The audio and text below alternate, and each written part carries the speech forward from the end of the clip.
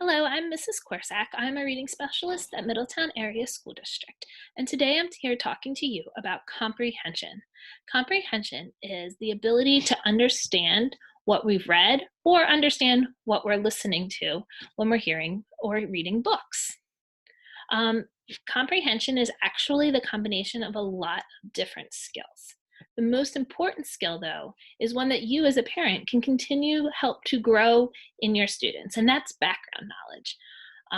The background knowledge that we bring to books is the greatest predictor of whether we're going to be able to comprehend books. And when I'm talking about background knowledge, I'm talking about creating experiences for your child so that they can learn more about the world around them. This includes, usually we think quickly about vacations, but also includes trips to grocery stores or the post office. It also means learning about science and history and just giving your child an opportunity to learn more about the entire world around them.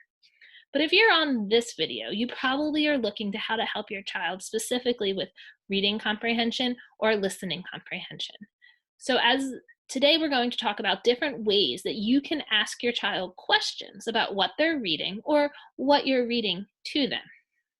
The theme of building our children's comprehension in reading is really to get them to think and expand on what they're reading by making connections about what's going on to the text with other things in the text and with themselves and kind of with the world. So the questions we're going to be looking at are we're going to be asking why questions. Why did the character do this? Why would you do that? For example, if I was to use the story Cinderella, you could ask, why do you think Cinderella would want to go to the ball? We want these questions not to be one word answers, but something that can start a discussion or a conversation with our child. We also want to be looking at those what questions. What do you think will happen next? What do you think that the character was feeling or the character was thinking? For example, in Cinderella, you could say, what do you think will happen when Cinderella loses her glass slipper? And finally, we want to talk about some how questions. We want our kids to be reading, but also applying, thinking about what they're reading and how they could apply it in their own lives. So, how would you have reacted? How do you think the author wanted you to react? Or in Cinderella, how would you act if you had a fairy godmother?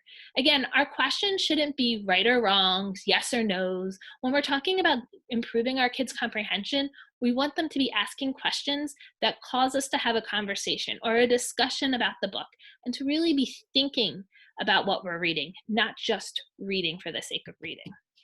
The great thing about comprehension is that we can always move it beyond reading in books. We can use comprehension questions in our everyday lives as our children become better thinkers about the world around them. We can ask them questions about what they're watching on TV. I always jokingly ask my children, why are all the parents so act like they don't know anything in all of your TV shows?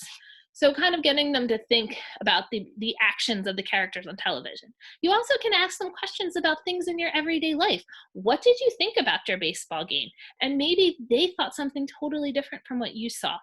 Anytime that we can create conversations and discussions and help our children think about the world around them, we're going to be building our background knowledge and we're going to be building their comprehension. Thank you for listening today. If you have any more questions about comprehension, please contact your building reading specialist or your child's classroom teacher. Thank you.